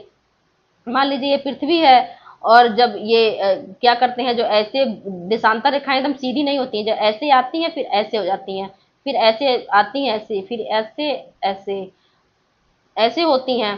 तो जो देशांतर रेखाएं होती हैं वो भूमध्य रेखा, ये है भूमध्य रेखा पे इनके बीच की जो दूरी होती है अधिकतम होती है। जैसे ऊपर जाएंगे, देखिए ऊपर जाएंगे तो इसकी दूरी कम होती जा रही है, यहाँ भी दूरी कम होती जा रही है। क्या हुआ? जो दो देशांतरों के बीच की दूरी भूमध्य रेखा पर अधिकतम होती है, यहाँ अधिकतम होती है, जैसे जैसे ऊपर जाएंगे यहाँ ध्रुवों पर ये मिल जाती हैं, तो रेखाएं यहाँ पे इनकी दूरी यहाँ पे कम होती जाएगी, तो ये सही है। तो पूछा क्या गया? अच्छा, सत्य नहीं है पूछा गया है, तो ये तीनों सत्य हो गए। अक्षांश रेखाएं पृथ्वी को समान भागों में विभाजित करती हैं। फ्रेंड्स, अक्षांश जो ये पृथ्वी है, पृथ्वी पे ये है जो रेखा है ये सब अक्षांश रेखाएं हैं, तो ये एकदम सही है। 0 डिग्री की अक्षांश रेखा है, तो दिया है कि अक्षांश रेखाएं पृथ्वी को समान भागों में विभाजित करती हैं। तो अब मान लीजिए अगर ये अक्षांश रेखा देखा जाए तो ऊपर इतना छोटा हिस्सा बचा है, नीचे इतना ज्यादा हिस्सा बचा है, तो कहाँ दो भागों में विभाजित कर रही है? अगर यही दिया होता है कि 0 डिग्री की अक्षांश रेखा, 0 डिग्री की अक्षांश रेखा कौन सी है? ये है। अगर दिया होता 0 डिग्री की अक्षांश रेखा पृथ्वी को दो बराबर भागों में बांटती, सही है। जो 0 डिग्री की अक्षांश रेखा होती है इधर भी बराबर भाग है इधर भी बराबर भाग है, मतलब ये क्या करती है पृथ्वी को दो बराबर भागों में बांटती है, लेकिन ये अक्षांश रेखा तो नहीं बांट रही, ये अक्षांश रेखा नहीं बांट रही, तो इसका मतलब ये गलत हो जाएगा, क्योंकि ये सभी अक्षांश रेखाओं के बारे में दे दिया है, तो यह गलत हो गया। तो पूछा कौन सा है? गलत, यही ऑप्शन डी सही हो जाएगा। फिर नेक्स्ट क्वेश्चन देखते हैं। निम्न में से कौन सा कथन असत्य नहीं है यानी सत्य है? तो ये पूछा गया, बताया गया है सभी अक्षांश रेखाएं महान वृत्त होती हैं। जो ये पृथ्वी है और ये अक्षांश रेखा है, मान लीजिए ये इधर से अक्षांश रेखा खींची गई तो उस पार से भी एक अक्षांश रेखा खींची गई होगी, फिर यहाँ पे भी एक अक्षांश रेखा खींची गई तो पीछे से भी एक अक्षांश रेखा खींची गई होगी, यहाँ से एक अक्षांश होगी पीछे से भी खींची गई होगी, तो ऐसे आगे पीछे सब होता है, अक्षांश रेखाएं होती है। तो दिया है कि सभी अक्षांश रेखाएं महान वृत्त होती है। महान वृत्त मतलब कि सबसे वृत्त हो, सबसे बड़ी वृत्त, ये तो सबसे महान जो महान रेखा, महान वृत्त होगी, ये सिर्फ 0 डिग्री वाली होगी, यही सबसे बड़ी होगी। और तो ऊपर सब छोटी होती जाती हैं, छोटी होते होते ऊपर जाकर 0 हो जाती हैं। सभी अक्षांश रेखाएं महान नहीं होती हैं, सिर्फ ये जो 0 डिग्री की होती है यही महान वृत्त होती है। तो ये गलत हो जाएगा आपका। पूछा क्या है, सत्य असत्य नहीं, यानी सत्य। 90 डिग्री देशांतर रेखाएं पृथ्वी को समान भागों में विभाजित करती हैं। तो ये मान लीजिए पृथ्वी है, ये देशांतर रेखा है, ये आपकी 0 डिग्री की है देशांतर रेखा, यहाँ पे कोई आपकी एक 90 डिग्री की होगी, 90 डिग्री की देशांतर रेखा। तो ये एक तरह से पृथ्वी को 2 बराबर भागों में बांटती हैं। तो ये फ्रेंड्स, ये थोड़ा सा कंफ्यूजन वाला क्वेश्चन है, क्योंकि ये क्या करता है कि अगर इधर से एक हिस्सा इधर अगर लाइन ड्रॉ की गई है 90 डिग्री, तो 90 डिग्री की इधर से भी तो की गई है। अब फ्रेंड्स ये 2 डायमेंशनल है तो उतना समझ नहीं आ रहा है। अब खुद सोचिए, अगर कोई सेब है, पृथ्वी मान लीजिए सेब के आकार की है, तो हम लोग अगर इधर से इसके 90 डिग्री काटते हैं तो पीछे भी 90 डिग्री काटते हैं, तो बीच में बराबर ही सुमत बटी। लेकिन फिर भी इसको मतलब कि माना जाता है कि जो ये 90 डिग्री की अक्षांश रेखाएं ये विभाजित नहीं करती, ये एक तरह से सिर्फ संदर्भ रेखाएं हैं। मेन रेखाएं 0 डिग्री की हैं और 80 डिग्री की हैं, और ये बस संदर्भ रेखाएं हैं। तो इसको क्या किया गया है, ये अक्सर माना जाता है कि यहाँ 2 ऑप्शन, मैंने इसको नेट पे भी सर्च किया तो कई जगह मिल रहा है कि ये विभाजित भी करती हैं, कुछ जगह मिल रहा है नहीं भी विभाजित करती हैं। तो फ्रेंड्स ये थोड़ा देखा जाए तो डिस्प्यूटेड लग रहा है, इसको छोड़ देते हैं। भूमध्य रेखा के अतिरिक्त कोई भी अक्षांश महान वृत्त नहीं है, बिल्कुल सही। जो भूमध्य रेखा है यही एक महान अक्षांश है, और क्योंकि ऊपर की जो जाती हैं वो सब छोटी होती जाती हैं। तो ये आपका सही है। अब पूछा सत्य कथन, यही सत्य हो जाएगा। सभी अक्षांश रेखाएं समान लंबाई की होती हैं, गलत। अब कैसे सभी समान लंबाई की हो जाएंगी, जो यहाँ रहेगा वो सबसे बड़ा रहेगा, ऊपर का छोटा होते जाएगा, सब छोटा छोटा यहाँ पर जो बिंदु हो जाएगा। तो सभी एक समान लंबाई की नहीं होती हैं, तो ये गलत हो जाएगा। आपका ऑप्शन सी सही होगा। फिर नेक्स्ट क्वेश्चन देखते हैं। निम्न कथनों पर विचार कीजिए। अक्षांश रेखाएं पूर्व पश्चिम दिशा में खींची जाती हैं। जो मान लीजिए ये है, और जो अक्षांश रेखा है ये क्या करती है, पूर्व और पश्चिम दिशा में खींची जाती है। ये आपका पश्चिम हो गया, ये आपका पूर्व हो गया, सही है। देशांतर रेखाएं उत्तर दक्षिण में खींची जाती हैं, उत्तर दक्षिण में देशांतर रेखाएं खींची जाती हैं। सभी देशांतर रेखाएं परस्पर समांतर होती हैं। फ्रेंड्स कहाँ, ये जो देशांतर रेखा है ऐसे हो गई, दूसरी वाली ऐसे हो गई, फिर तीसरी ऐसे हो गई, फिर चौथी ऐसे हो गई, यहाँ जाकर ऊपर मिल जाती हैं। तो यहाँ कहाँ समांतर है, यहाँ इनकी लंबाई ज़्यादा है, यहाँ कम है। समांतर होने के लिए हर जगह लंबाई, बीच का गैप बराबर होना चाहिए, लेकिन यहाँ गैप ज़्यादा है, यहाँ कम है, यहाँ कम है, तो ये समांतर नहीं है। तो ये आपका सही था, ये भी सही था, ये आपका गलत था। सभी अक्षांश रेखाएं बंद वृत्त होती हैं। जो सभी अक्षांश रेखाएं होती हैं, तो ये मान लीजिए लंबवत ये अक्षांश 0 डिग्री की अक्षांश रेखा है, तो ये ऐसे जाके इधर पीछे भी खींचा गया है, फिर एक ऐसे रेखा गया, फिर पीछे भी खींचा गया है, फिर ऐसे भी तो दिया है कि सभी अक्षांश रेखाएं बंद वृत्त होती हैं। तो एकदम सही है, बंद वृत्त होती हैं। तो आपका ऑप्शन कौन सा सही हो जाएगा, एक और क्या पूछा है, सही कथन का चयन कीजिए। 1, 2 और 4, 1, 2, 4, ऑप्शन बी सही हो जाएगा। फिर नेक्स्ट क्वेश्चन देखते हैं।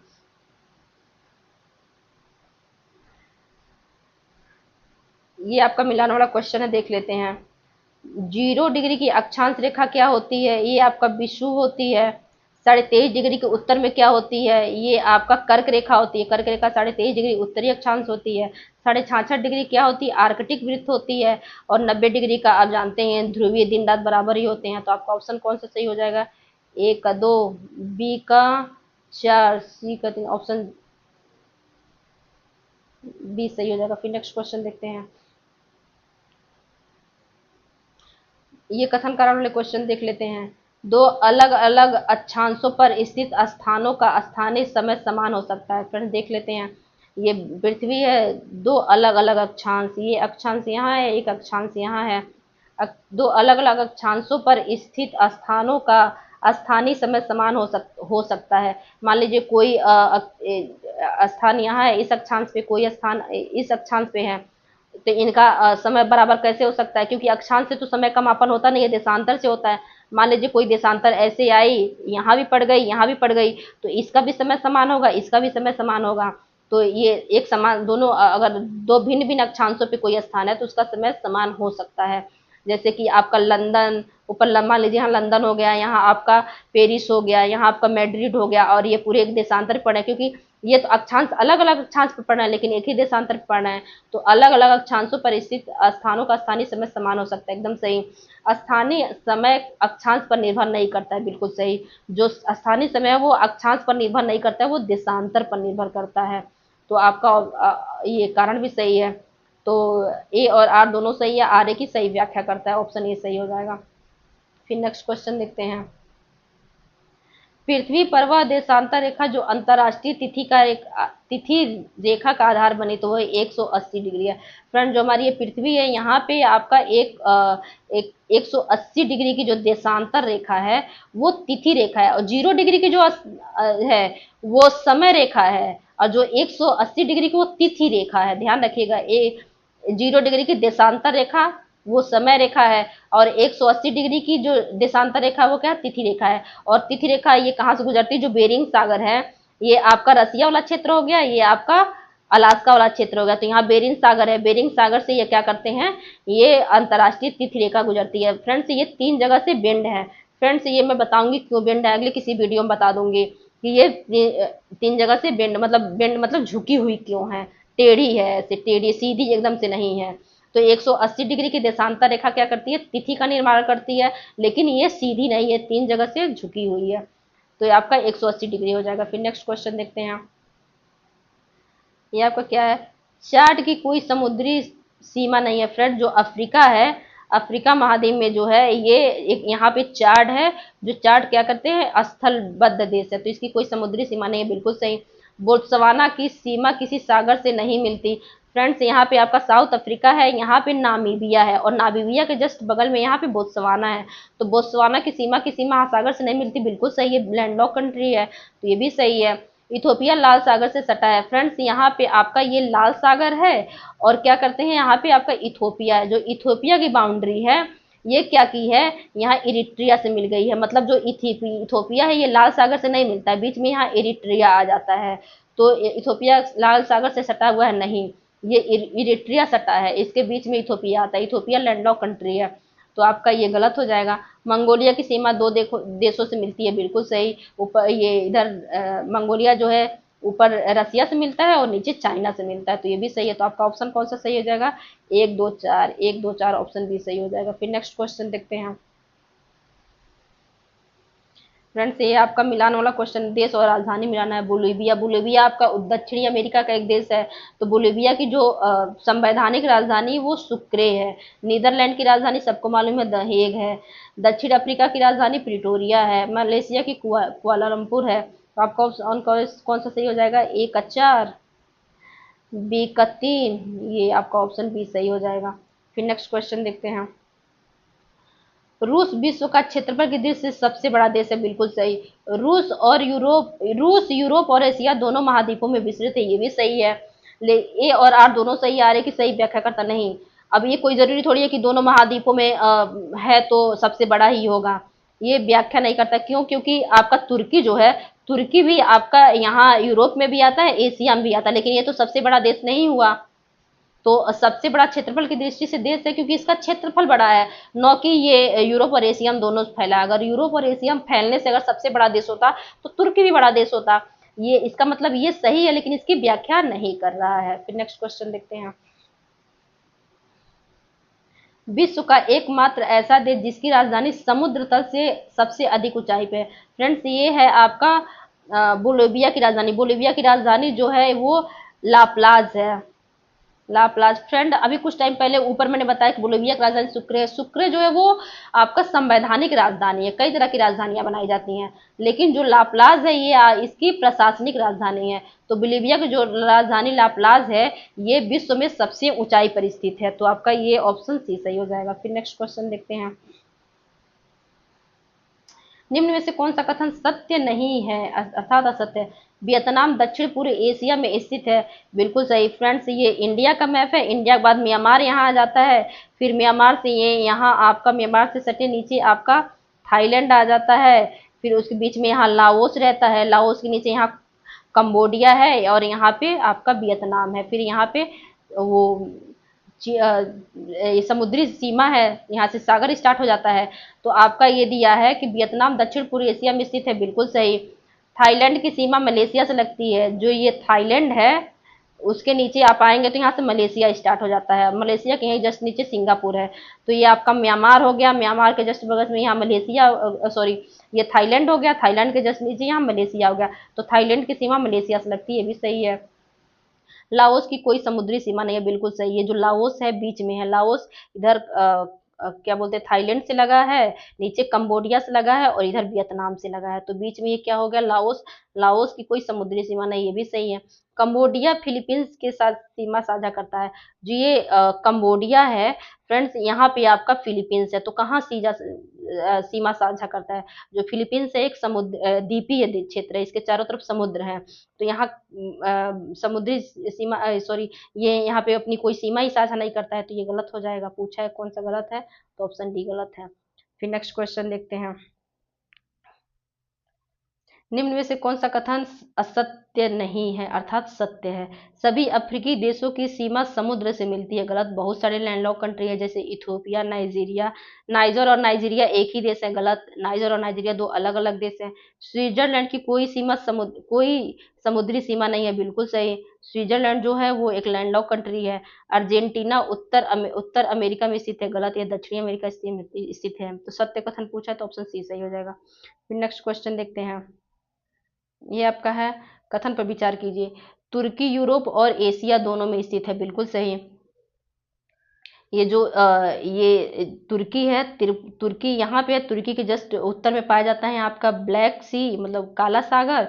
फिर यहाँ पे आपका ये ब्लैक सी से ऐसे एक नीचे यहाँ पे आपका सी ऑफ मरमरा पाया जाता है, मरमरा सागर पाया जाता है। फिर नीचे एजियन सी पाई जाती है। और ये जो तुर्की है, तुर्की के इस सीमा के इस पार क्या है आपका इस्तांबुल। इस्तांबुल यहाँ भी है आपका, इस्तांबुल जो एक उसका प्रांत है, सिटी है। इस्तांबुल का कुछ हिस्सा इधर है और इस एक ये स्ट्रेट है। ये जो काला सागर है और मरमरा सागर, ये पूछा जाता है काला सागर और मरमरा सागर के बीच में कौन सी जल संधि पाई जाती है, तो ये पाई जाती है आपकी बासपोरस। तो बासपोरस जल संधि के इधर आपका क्या तुर्की है, इधर इस्तांबुल है। इस्तांबुल का एक हिस्सा यहाँ भी पाया जाता है। तो यही दिया, तुर्की यूरोप और एशिया में दोनों पड़ता है। तो ये यूरोप और एशिया का विभाजन करता है। तो इधर वाला हिस्सा एशिया में आ गया, इधर वाला हिस्सा यूरोप में चला गया। तो ये सही है। मिस्र का सिनाई प्रायद्वीप एशिया में आता है। फ्रेंड्स हम लोग को मालूम है कि ये आपका अफ्रीका में ये लाल सागर है। और फिर यहाँ मान लीजिए आपका ये मिस्र है। और मिस्र का जो कुछ एरिया है आप जाएंगे ऐसे, तो यहाँ ऐसे उत्तर में भी आ गया। तो इसी लाल सागर को, ये इस हिस्सा को काट के सुएज नहर बनाया गया है। ये जो मिस्र था ये पूरा ऐसे था और ये लाल सागर था, यहाँ भूमध्य सागर है। तो ये लाल सागर और भूमध्य सागर को काट के मिला दिया गया है, तो यही सुएज नहर बन गई है।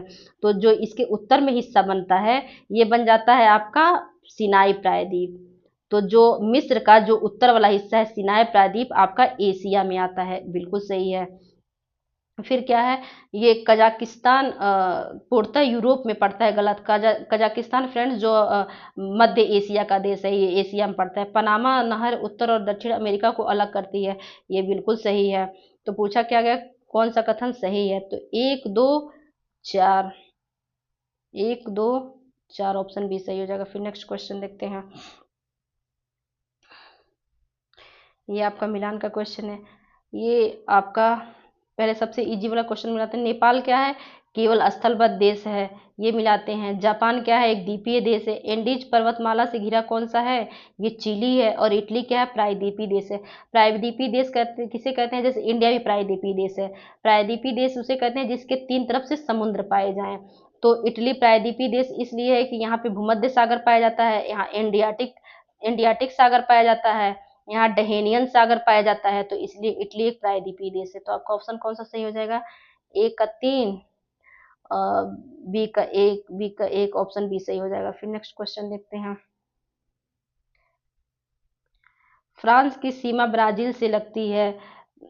तो फ्रेंड्स अगर इसके इसके एक तरह से जो फ्रांस की जो बाउंड्री है, अगर इसको मतलब कि जो अदर देशों में जो भी ऑक्युपाई किया है उसको देखा जाए तो ये सही है। कैसे कैसे जो दक्षिण अमेरिका का जो देश है, तो यहाँ ब्राज़ील है, ब्राज़ील में यहाँ कॉर्नर पे पाया जाता है फ्रेंच गुआना। जो फ्रेंच गुआना है ये फ्रांस का क्षेत्र है, विदेशी क्षेत्र है। तो देखा जाए तो ये फ्रेंच गुआना ब्राज़ील से लगा हुआ है, तो फ्रांस की सीमा ब्राज़ील से लगती है, सही हो जाएगा। फ्रेंच गुयाना दक्षिण अमेरिका में स्थित फ्रांस का विदेशी क्षेत्र, ये भी सही है। तो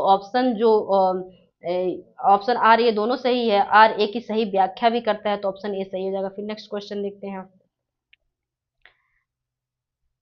विश्व का वह देश जिसकी राजधानी और सबसे बड़ा नगर अलग अलग महाद्वीपों में स्थित है, वो तुर्की है। अभी कुछ टाइम पहले मैंने बताया कि इधर आपका तुर्की है और बीच में आपका ये काला सागर और मरमरा सागर के बीच में ये पड़ जाता है बास्पोरस जंक्शन, और इस पर आ जाता है आपका इस्तांबुल। तो इस्तांबुल उसका सबसे बड़ा मतलब बहुत बड़ा एक सिटी है तुर्की का। और तुर्की की राजधानी क्या है? अंकारा। अंकारा इस एरिया में है, एशिया वाले में, और ये यूरोप वाला एरिया है। तो जो यही दिया, राजधानी क्या है? यूरोप में है और अलग अलग महाद्वीपों में यानी यूरोप में है, और जो राजधानी इसकी अंकारा है वो एशिया में। तो आपका ऑप्शन सी सही हो जाएगा। फिर नेक्स्ट क्वेश्चन देखते हैं। निम्न कथनों पर विचार कीजिए। शारजाह फारस की खाड़ी में स्थित नगर है। फ्रेंड्स, शारजाह जो है यूएई का एक प्रांत है, एक एरिया, एक सिटी है। तो फ्रेंड्स, मान लेते हैं कि ये आपका फारस की खाड़ी है, फारस की खाड़ी, और फारस की खाड़ी में ये आपका ऐसे आ जाता है। तो फिर और ये आपका ईरान वाला एरिया है। तो ये फारस की खाड़ी में आपका यहाँ पे यूएई है, ये यूएई है। तो यूएई के शारजाह जो है ये फारस की खाड़ी के तट पे है, तो एकदम सही है। दुबई संयुक्त अरब अमीरात का सर्वाधिक जनसंख्या वाला नगर, ये भी सही है। अबू धाबी संयुक्त अरब अमीरात की राजधानी है, ये भी सही है। शारजाह लाल सागर पे स्थित है। जो ये शारजाह यूएई की एक सिटी है, वो जब यहाँ फारस की खाड़ी पे स्थित है, तो लाल सागर तो इसको इधर नीचे आ जाएगा, तो लाल सागर पे कहाँ होगा? तो ये गलत हो जाएगा ना। तो ऑप्शन आपका सही हो जाए 1 2 3, 1 2 3 ऑप्शन बी सही हो जाएगा। फिर नेक्स्ट क्वेश्चन देखते हैं। ये आपका बता रहा है, ये आपका मिलान वाले क्वेश्चन है। टिगरित आपका किस देश की एक नगर है? ये आपका इराक का है। बसरा भी इराक का है, मोसुल भी इराक का ही है, समर्रा भी इराक का ही है। तो आपका ऑप्शन ए का दो, बी का दो, मतलब सब ए दिया, कंफ्यूज करने के लिए दिया। ऑप्शन डी सही हो जाएगा। फिर नेक्स्ट क्वेश्चन देखते हैं। ये कथन कारण वाले क्वेश्चन है। हेलसिंकी यूरोप की राजधानी नगरों में उत्तरी ध्रुव के सर्वाधिक निकट है। फ्रेंड्स, जो हेलसिंकी किसकी राजधानी है? फिनलैंड की। ये फिनलैंड है। इसके बाद आपका यहाँ बीच में स्वीडन पड़ता है, यहाँ नॉर्वे पड़ता है। तो जो ये फिनलैंड है, फिनलैंड की जो राजधानी यहाँ हेलसिंकी है। तो ये दिया हेलसिंकी यूरोप की राजधानियों में उत्तरी ध्रुव के सर्वाधिक निकट है, यहाँ उत्तरी ध्रुव पड़ता है तो इसके सर्वाधिक निकट है। तो ये बिल्कुल सही है, हेलसिंकी, ये सही है। फिनलैंड आर्कटिक वृत्त के समीप स्थित है।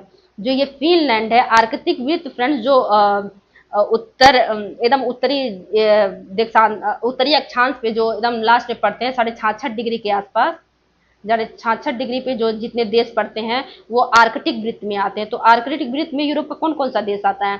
फ्रेंड्स, जो ये फिनलैंड है वो भी आता है, स्वीडन भी आता है, आपका यहाँ नॉर्वे भी आता है, फिर आइसलैंड आता है, लेकिन नीचे एक देश डेनमार्क भी है। लेकिन डेनमार्क ऐसे आर्कटिक वृत्त में नहीं आता। लेकिन यहाँ पे ग्रीनलैंड है, तो ग्रीनलैंड जो है वो डेनमार्क की टेरिटरी है।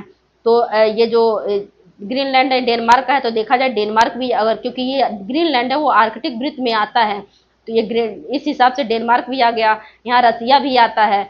तो इतने सारे देश आर्कटिक वृत्त में आते हैं, कनाडा, यूएसए भी आता है उधर। तो फिनलैंड आर्कटिक वृत्त के समीप है।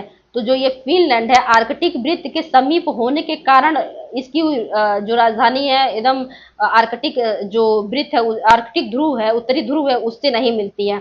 अगर यही कारण होता तो रूस का भी मिलता। रूस भी तो आर्कटिक वृत्त में है, ये स्वीडन भी तो आर्कटिक वृत्त में है। लेकिन ये सब क्या है? उत्तरी ध्रुव के सर्वाधिक निकट है। क्यों क्यों केवल क्यों ये हेलसिंकी ही है? क्योंकि इसकी राजधानी एकदम उत्तर में बनाई ही गई है। तो ये फिनलैंड आर्कटिक वृत्त के समीप है, ये सही है, लेकिन इसकी व्याख्या नहीं करता है। तो आपका ऑप्शन कौन सा सही है? ए आर दोनों सही है, किंतु आर ए की सही व्याख्या नहीं करता है।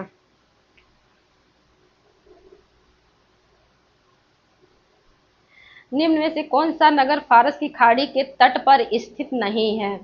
फ्रेंड्स, जो ये बहुत इंपॉर्टेंट है। अभी जो स्टेट ऑफ हॉर्मुज है, तो यहाँ पे बहुत सारा ईरान ने क्या किया है, एकदम ब्लॉकेज कर दिया है। तो ब्लॉकेज की वजह से ये बहुत ज़्यादा चर्चा में, तो ये बहुत इंपॉर्टेंट है। मान लीजिए फारस की खाड़ी है, फारस की खाड़ी में ये आपका ये पड़ जाता है आपका ओमान है, ये ओमान, इधर ओमान पड़ जाता है, इधर आपका यूएई पड़ जाता है। तो पूछा है कौन कौन नहीं है, कुवैत सिटी, इधर आएंगे तो यहाँ कुवैत सिटी पड़ती है, दोहा, दोहा जो ईरान, ये कतर, कतर की राजधानी दोहा यहाँ भी पड़ता है। मस्कट, मस्कट कौन सा है, मस्कट ओमान की राजधानी मस्कट यहाँ है। और नीचे ये क्या दे दिया है, ये नीचे मैंने यही बना दिया मैप, ये आपका जो था फारस की खाड़ी था, फारस की खाड़ी ये है।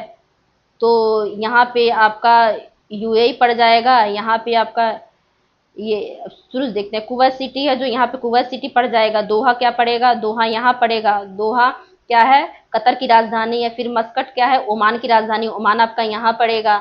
और मनामा क्या है, ये बहरीन की राजधानी है, यहाँ मनामा पड़ेगा। और यहाँ पे आपका यूएई पड़ेगा। तो पूछ रहा है कि कौन सा फारस की खाड़ी में स्थित नहीं है, तो फारस की खाड़ी, ये जो यूएई है यही बाउंड्री बनाता है, यूएई के इधर के जितने हैं सब फारस की खाड़ी में आते हैं। लेकिन जो ये ओमान है ये ओमान की खाड़ी में आता है, न कि फारस की खाड़ी में। फ्रेंड्स ध्यान रखने की बात है, ये जो है यहाँ पे यही स्टेट ऑफ हॉर्मुज है। स्टेट ऑफ हॉर्मुज किसको जोड़ता है, फारस की खाड़ी और ओमान की खाड़ी को। तो ये जो ओमान, मस्कट, जो मस्कट है ओमान की राजधानी है, तो ये ओमान की खाड़ी में आती है, न फारस की खाड़ी में। तो आपका राजधानी ऑप्शन कौन सा सही हो जाएगा, सी, मस्कट। फिर नेक्स्ट क्वेश्चन देखते हैं, निम्न में से कौन सा कथन सत्य नहीं है अर्थात असत्य है। रोम टाइबर नदी के तट पर स्थित है, बिल्कुल सही। जो इटली का रोम है वो टाइबर नदी के तट पर स्थित है। लंदन टेम्स नदी के किनारे बसा, ये भी सही है। पेरिस सीन नदी के किनारे है, ये भी सही। बर्लिन राइन नदी के किनारे, गलत है। बर्लिन जो है, जो जर्मनी का बर्लिन है, वो स्प्री नदी के किनारे है, स्प्री नदी के, नौ की राइन नदी के। तो ये गलत हो जाएगा। और पूछा क्या है, गलत ही। तो ऑप्शन डी सही हो जाएगा। फिर नेक्स्ट क्वेश्चन देखते हैं, निम्न में से कौन सा कथन असत्य नहीं है अर्थात सत्य है। तो ये आपका हो जाएगा, सभी यूरोपीय राजधानियां समुद्र तट पर स्थित है, गलत। वियना डेन्यूब नदी के किनारे स्थित है, एकदम सही। मैड्रिड भूमध्य सागर के तट पर स्थित है, ये भी सही है। बर्न स्विट्जरलैंड की राजधानी नहीं है, गलत हो जाएगा। फ्रेंड्स ये गलत, सॉरी, मैड्रिड भूमध्य सागर के तट पर है, ये गलत हो जाएगा। भूमध्य सागर के तट पे नहीं है, ये अंदर की ओर है, ये लैंड, मतलब जो ये स्पेन की राजधानी मैड्रिड है, यहाँ भूमध्य सागर है, इधर नहीं है, इसके उत्तर में है। ये गलत हो जाएगा। बर्न स्विट्जरलैंड की राजधानी नहीं है, गलत है। क्यों, क्योंकि बर्न स्विट्जरलैंड की राजधानी है और इसमें दिया है कि नहीं है, तो ये गलत हो जाएगा ना। तो पूछा सत्य कथन कौन, सत्य कथन आपका बी हो जाएगा, ऑप्शन बी सही। फिर नेक्स्ट क्वेश्चन देखते हैं, निम्न कथनों पर विचार कीजिए। इस्तांबुल बास्फोरस जल डमरू के दोनों किनारों पर फैला है, बिल्कुल सही। कुछ टाइम पहले मैंने बताया कि ये तुर्की यहाँ का इस्तांबुल है, बीच में बास्फोरस जल बनती है। बास्फोरस जल संधि काला सागर और मरमरा सागर को जोड़ती है, और इसके पास इधर इस्तांबुल पाया जाता है। ये यूरोप में आता है, ये एशिया में आता है। तो इस्तांबुल बास्फोरस जल डमरू के दोनों मध्य किनारों पर फैला है, बिल्कुल सही। अंकारा तुर्की की राजधानी, ये भी सही। तुर्की यूरोप और एशिया दोनों में विस्तृत है, ये भी सही। इस्तांबुल तुर्की की राजधानी है, गलत। अभी बताया कि अंकारा तुर्की की राजधानी है। तो आपका ऑप्शन कौन सा सही हो जाएगा, एक दो तीन, एक दो तीन ऑप्शन ये सही।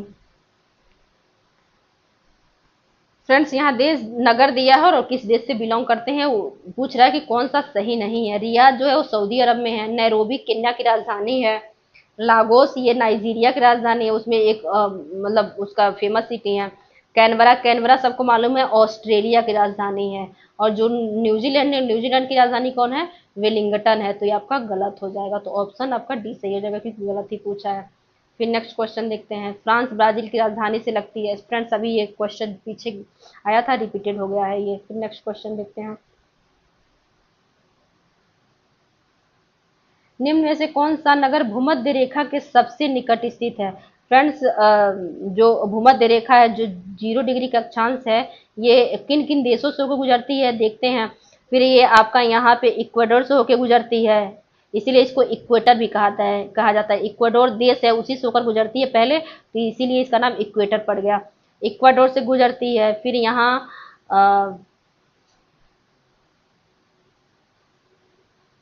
कोलंबिया से गुजरती है। फिर यहाँ वेनेजुएला से गुजरती है। फिर उसके बाद आपका ब्राजील से गुजरती है। यहाँ उत्तरी अमेरिका में, सॉरी, दक्षिणी अमेरिका में 4 देश हो गए। फिर यहाँ आती है, जब अफ्रीका में आती है तो यहाँ आपका गैबन है, गैबन से गुजरती है। फिर यहाँ पे आपका रिपब्लिक कॉन्गो है, फिर यहाँ डेमोक्रेटिक रिपब्लिक कॉन्गो है, फिर युगांडा है, फिर केन्या है, फिर आपका सोमालिया है। फिर जाएंगे तो फिर अब ये अफ्रीका खत्म हो गया।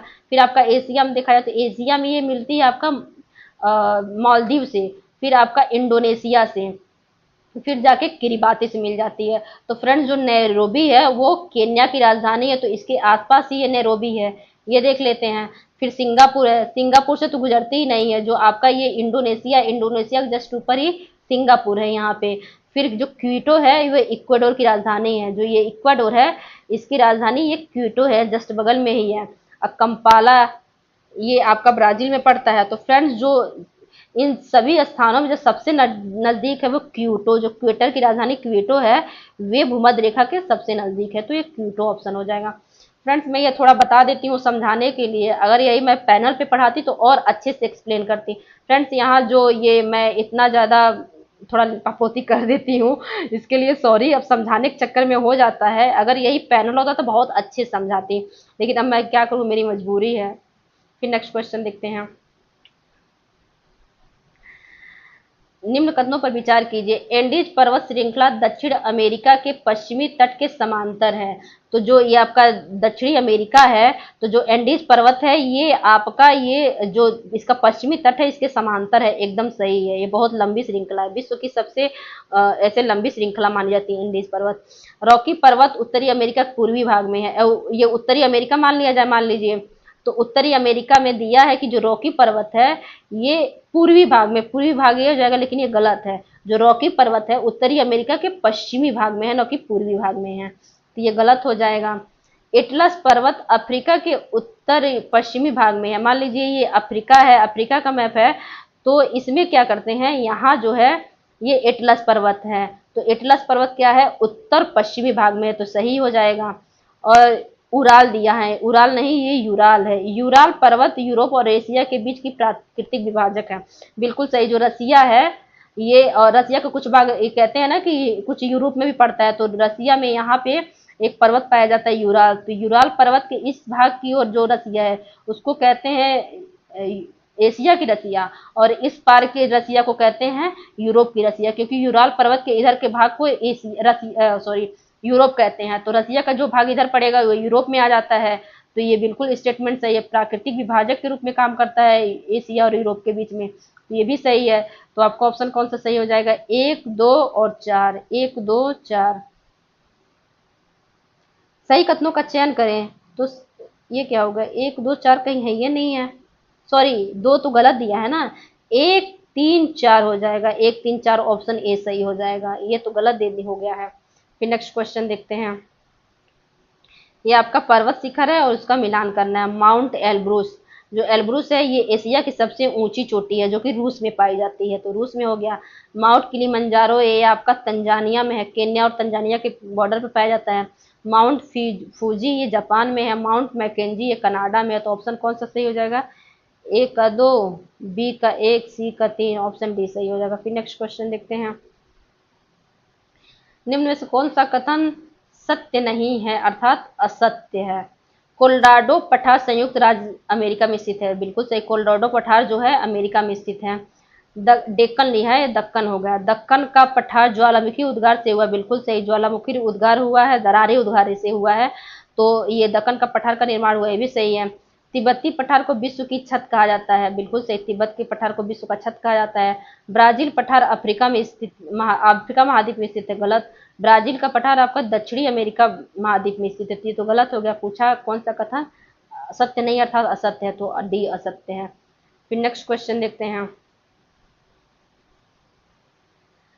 ये कथन कारण वाले क्वेश्चन है। प्रशांत महासागर के चारों ओर ज्वालामुखियों का घनत्व सर्वाधिक है, बिल्कुल सही। ये जो प्रशांत महासागर है इसमें घोड़े के नाल के आकार का रिंग ऑफ फायर पाया जाता है। रिंग ऑफ फायर में क्या करते हैं, जहाँ ये रिंग ऑफ फायर ऐसा क्षेत्र है जहाँ पे बहुत ज्यादा ज्वालामुखी भूकंप आते हैं, तो यही कहा गया प्रशांत महासागर के ये क्या बोलते हैं, ये प्रशांत महासागर के ये चारों ओर के एरिया हैं।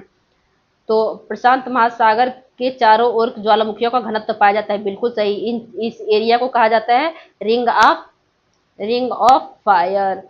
प्रशांत महासागर के किनारे प्लेटों की परस्पर अभिसरणी क्रिया सीमाएं अधिक हैं। बिल्कुल सही। ज्वालामुखी इस क्षेत्र में अधिक आते हैं, क्यों? क्योंकि यहाँ पे जो प्लेटें होती हैं उनकी अभिसरणीय क्रियाएं पाई जाती है। अभिसरण मतलब कि जो दो किरणें अभिसरण करती हैं, कन्वर्ज करती हैं, एक दूसरे से मिलती हैं। मान लीजिए दो प्लेट है, एक भारी, ये प्लेट है और ये प्लेट है, इसकी डेंसिटी अधिक है, इसकी कम है, तो जो जिसकी डेंसिटी घनत्व तो अधिक रहेगी, ये जब एक दूसरे से मिलेंगे तो कम घनत्व वाली ऊपर चली जाएगी और नीचे घनत्व वाली कम घनत्व वाली ऊपर चली जाएगी और अधिक घनत्व वाली नीचे चली जाएगी। ये ऐसे जब मिलते हैं तो जब ये नीचे अधिक घनत्व वाली जाएगी तो पृथ्वी के नीचे जितना जाएगी, तो पृथ्वी के नीचे तापमान अधिक होता है तो ये मेल्ट होने लगती है, और जब मेल्ट होगी तो फिर जब ये पिघलने लगती है तो फिर ये क्या करती है, लावा का रूप बनती है, मैग्मा बनती है, और यही मैग्मा विस्फोट करके ऊपर आता है लावा के रूप में। तो यही जब किरणें जब अभिसरण करती हैं तभी क्या बोलते हैं, ज्वालामुखी क्रियाएं अधिक होती हैं। तो ये बिल्कुल सही। प्रशांत महासागर किनारे प्लेटों की परस्पर अभिसरणीय सीमाएं अधिक है, तभी ज्वालामुखी आता है। तो आपका ए और आर दोनों सही है और आर ए की सही व्याख्या करता है, ऑप्शन बी सही हो जाएगा। फ्रेंड्स, इस कॉन्सेप्ट को मैं एक बार और अच्छे से समझा देती हूँ कि जहाँ किरणें प्लेटें अभिसरण करती हैं वहाँ कैसे भूकंप ज्वालामुखी क्रियाएं ज़्यादा होती हैं। फ्रेंड्स, मान लीजिए ये एक प्लेट है और ये एक प्लेट है, इसकी डेंसिटी अधिक है, इसकी डेंसिटी थोड़ी सी कम है। तो क्या करेंगे, जब ये एक दूसरे से ऐसे मर्ज करेंगी तो क्या करेंगी, जिसकी डेंसिटी अधिक है ये क्या करेगी, नीचे चली आएगी, और जिसकी डेंसिटी कम है वो ऊपर चली जाएगी। कभी हम आपने देखा जो टिन होता है बहुत हल्का होता है, जिसकी डेंसिटी कम होती है, अगर किसी भारी चीज से ऐसे दबाया जाए दोनों तरफ से टिन को, तो जो टिन होता है उठ के ऊपर चला जाता है। तो ऐसे ये जो हल्की डेंसिटी वाली है, ये सॉरी, ये तो क्या बोलते हैं, अधिक डेंसिटी वाली है, जो अधिक डेंसिटी वाली ये नीचे चली जाती है, और जो हल्की डेंसिटी वाली है ये ऊपर चली जाती है। तो जब नीचे अधिक डेंसिटी वाली जब नीचे जाएगी तो यहीं पिघलेगी और फिर निकल के यही मैग्मा के रूप में ऊपर आएगी। फिर नेक्स्ट क्वेश्चन देखते हैं। निम्न में से कौन सा विश्व का सबसे ऊंचा सक्रिय ज्वालामुखी है? इसमें है माउंट कोटोपैक्सी। फ्रेंड्स, अगर यहाँ पे ओजोस डेल सलाडो दे दिया होता, ओजोस डेल सलाडो, तो वो हो जाता, लेकिन ऑप्शन में ये नहीं है तो कोटोपैक्सी आपका हो जाएगा, जो कि इक्वाडोर में है। फिर नेक्स्ट क्वेश्चन देखते हैं। फ्रेंड्स, रिक्टर स्केल भूकंप की तीव्रता मापता है। गलत। रिक्टर इसमें पूछा कौन सा कथन असत्य नहीं अर्थात सत्य है। जो रिक्टर स्केल होता है वो जो भूकंप का परिमाण मापता है। परिमाण मतलब मैग्नीट्यूड मापता है, तो ये आपका गलत हो जाएगा। एपिसेंटर पृथ्वी के सतह पर स्थित बिंदु होता है। मान लीजिए पृथ्वी है, पृथ्वी के अंदर यहाँ से भूकंप एक तरह से ओरिजिनेट हुआ और इसकी जब तरंग ऊपर आती है, जब सतह पे मिलती है, तो जिस जगह सतह पे मिलती है इसको एपिसेंटर बोलते हैं। तो जो एपिसेंटर होता है वो सतह पे होता है, न कि पृथ्वी के अंदर। तो एपिसेंटर पृथ्वी की सतह पर स्थित बिंदु होता है। बिल्कुल सही। हाइपोसेंटर को भूकंप का केंद्र भी कहते हैं। गलत। ये जो नीचे का केंद्र है इसको हाइपोसेंटर बोलते हैं, इसको फोकस भी बोलते हैं। इसको केंद्र ना बोल के इसको फोकस बोलते हैं, या तो फोकस बोलेंगे या तो हाइपोसेंटर बोलेंगे। और जो ऊपर का एपी सेंटर है इसको बोलते हैं भूकंप का केंद्र। केंद्र इसको कहेंगे या फिर एपी सेंटर कहेंगे, तो ये गलत हो जाएगा। मर्केली स्केल ऊर्जा मुक्त होने की मात्रा मापता है। गलत। ये मर्केली स्केल जो है ये भूकंप की जो प्रभाव है कितना विनाशकारी है उसको नापता है, तो ये भी गलत हो जाएगा। ऑप्शन आपका सही कौन सा हो जाएगा? बी। एपी सेंटर पृथ्वी की सतह पर स्थित होता है। फिर नेक्स्ट क्वेश्चन देखते हैं। गोबी मरुस्थल एशिया में स्थित। बिल्कुल सही। ये आपका मंगोलिया में है, तो ये सही है। मंगोलिया आपका एशिया में पड़ता है। कालाहारी मरुस्थल उत्तरी अफ्रीका में पड़ता है। फ्रेंड्स, अगर ये अफ्रीका का मैप बना दिया जाए ऐसे, तो जो कालाहारी मरुस्थल यहाँ पड़ता है, नामीबिया और बोत्सवाना के पास पड़ता है। तो ये आपका उत्तरी अफ्रीका ये हो गया। उत्तरी अफ्रीका में थोड़ी पड़ता है, यहाँ पड़ता है नामीबिया और बोत्सवाना में पड़ता है, ये गलत हो जाएगा। अटाकामा मरुस्थल विश्व का सबसे शुष्क मरुस्थल है। ये जो दक्षिण अमेरिका में इंडीज पर्वत के इसे समांतर यहाँ आटाकामा मरुस्थल पाया जाता है, और आटाकामा मरुस्थल जो है विश्व का सबसे शुष्क मरुस्थल, ये सही है। सहारा मरुस्थल दक्षिण गोलार्ध में पाया जाता है। जो ये उत्तरी पश्चिमी अफ्रीका है, यहाँ जहाँ एटलस माउंटेन है, यहाँ पे सहारा मरुस्थल पाया जाता है। तो सहारा मरुस्थल आपका कहाँ होगा? उत्तरी पश्चिमी अफ्रीका होगा ना, ये दे दिया है आपका दक्षिणी गोलार्ध। यहाँ से भूमध्य रेखा गुजरती है, जब नीचे होता तब ना दक्षिणी गोलार्ध होता है, ये तो ऊपर है तो ये उत्तरी गोलार्ध हो जाएगा, तो ये गलत हो गया। तो पूछा सही कथनों का चयन कीजिए, तो आपका सही हो जाएगा 1 और 3, 1 और 3 ऑप्शन बी सही हो जाएगा। फिर नेक्स्ट क्वेश्चन देखते हैं, निम्न में से कौन सा सुमेल सही नहीं है? आल्प पर्वत से राइन नदी निकलती है, एकदम सही। हिमालय से सिंधु नदी निकलती है, रॉकी से मिसिसिपी निकलती, गलत। जो अमेरिका का इटास्का झील है, इटास्का झील से मिसिसिपी नदी निकलती है, और एंडीज से अमेजन निकलती है। तो आपका गलत कौन सा है, सुमेलित नहीं है, तो ये हो जाएगा ऑप्शन सी सही है। नेक्स्ट क्वेश्चन देखते हैं,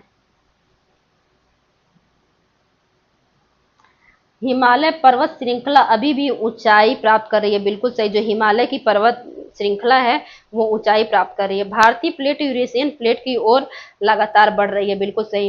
हिमालय का निर्माण कैसे हुआ था? जो भारतीय प्लेट है ये अधिक डेंसिटी वाली है, और जो यूरेशियन प्लेट है वो कम डेंसिटी वाली है। दोनों आपस में जब मिली तो जो भारतीय प्लेट है ये बहुत डेंसिटी की है तो नीचे चली गई, और जो कम डेंसिटी की मतलब जो हल्की है, जो हल्की रहेगी वो ऊपर चली जाएगी, और जो भारी रहेगी वो नीचे चली आएगी। तो ये अधिक डेंसिटी है, नीचे भारतीय प्लेट नीचे चली गई, और अमेरिकन प्लेट जो सॉरी यूरेशियन प्लेट हाँ यूरेशियन प्लेट थी वो ऊपर चली गई। तो इसीलिए जैसे अभी देखिए, अब ये भारतीय प्लेट नीचे गई और ऊपर वाली जो यूरेशियन ऊपर गई, तो यहाँ बीच में गड्ढा बन गया। तो ये गड्ढा जब ये हिमालय पर्वत का निर्माण हुआ, यहाँ से जो नदियां लाई तो ये क्या की मिट्टी गाद यहाँ पाट दी, तो ये भर गया। तो यहीं पे आपका किसका निर्माण हो गया? उत्तर मैदान का, जहाँ पे आपका उत्तर प्रदेश, बिहार, पंजाब ये सब एरिया है, इसी एरिया में है। यहाँ का मैदानी जो मृदा है वो हिमालय द्वारा लाई गई नदियों के कारण ही बना है। तो ये भारतीय प्लेट आपका उत्तर की ओर बढ़ रहा है, और जो यूरेशियन प्लेट है वो दक्षिण की ओर आ रहा है, तो ये सही है।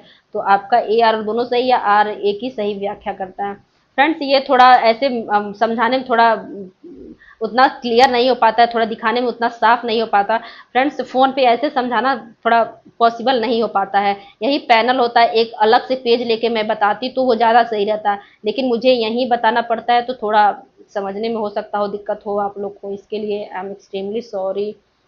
फिर नेक्स्ट क्वेश्चन देखते हैं, ये है, निम्न में से कौन सा पठार दक्षिणी गोलार्ध में स्थित नहीं है? दक्षिणी गोलार्ध यानी 0 डिग्री की जो देशांतर रेखा है, सॉरी ये अक्षांश रेखा है, इसके नीचे क्या आपको दक्षिणी गोलार्ध में आ जाएंगे? ब्राजील का पठार ये आपका दक्षिणी गोलार्ध में पड़ता है। दक्कन का पठार ये आपका उत्तरी गोलार्ध में पड़ता है, दक्कन का पठार। फिर आपका इथोपिया, इथोपिया अफ्रीका में जब ये जो रेखा गुजरती है अफ्रीका के बीचों बीच से, उसके ऊपर आपका उत्तर में पड़ता है इथोपिया, इथोपिया भी आपका उत्तर में है। कोलोराडो का पठार ये अमेरिका में पड़ता है, ये भी आपका उत्तर में है। और पूछा क्या है, कौन सा दक्षिणी गोलार्ध में नहीं है? तो ये तीनों जो है ये दक्षिणी गोलार्ध में नहीं है, केवल जो ब्राजील है का पठार यही दक्षिणी गोलार्ध में है। फ्रेंड्स ये क्वेश्चन ही गलत पूछ दिया, इसको पूछना चाहिए कौन सा दक्षिणी गोलार्ध में है। तो पूछा जाए कौन सा दक्षिणी गोलार्ध में, तो ब्राजील का पठार है, ऑप्शन ए सही हो जाएगा। इसको काट दिया जाए तो ऑप्शन ए सही हो जाएगा। फ्रेंड्स यहाँ अपना वीडियो समाप्त करते हैं, अगर आगे पढ़ाएंगे तो ये वीडियो बहुत लेंदी हो जाएगा। फिर मिलते हैं नेक्स्ट वीडियो में।